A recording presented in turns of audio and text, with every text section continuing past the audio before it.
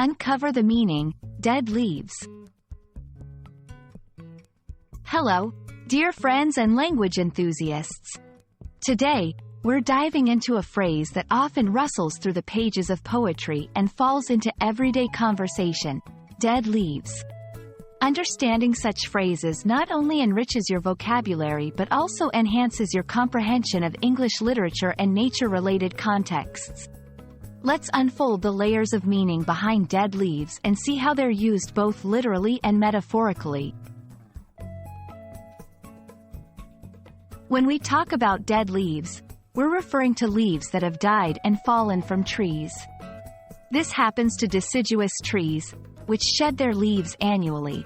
The term dead signifies that the leaves are no longer alive, getting no nutrients from the tree, and often change color, turning brown, yellow, or red before they fall off.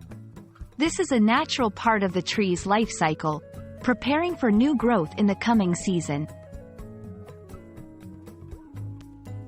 In literature and everyday speech, dead leaves can be symbolic. They often represent aging, the cycle of life, or things that have been discarded or forgotten. Poets and writers use dead leaves to evoke a sense of passing time, nostalgia, or loss. It's a powerful image that can create a somber or reflective mood in a piece of writing. There are several expressions and sayings that include dead leaves. For instance, let dead leaves drop means letting go of past troubles or moving on from things that are no longer useful or vital to us. It's about cleansing, much like a tree ridding itself of old leaves to make way for new growth. While we're not using phonetic symbols, here are a few tips to pronounce dead leaves correctly. Dead rhymes with bed, but with a longer E sound.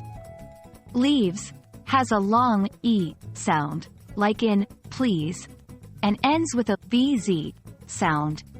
Not to be confused with leaves, which is the plural form of leaf, when talking about more than one leaf itself, not the state of being dead. Let's put dead leaves into practice with a couple of sentences. The ground was covered with dead leaves, a sign that fall had arrived.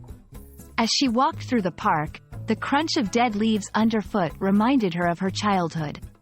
Use these sentences to get a feel for how dead leaves works in context and try creating your own sentences too.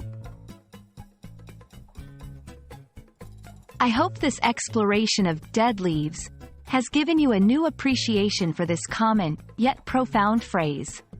Whether you're discussing the natural world, reflecting on life's transience, or perfecting your pronunciation, remember that language learning is a journey much like the seasons, ever-changing and always beautiful. Keep practicing, and see you next time.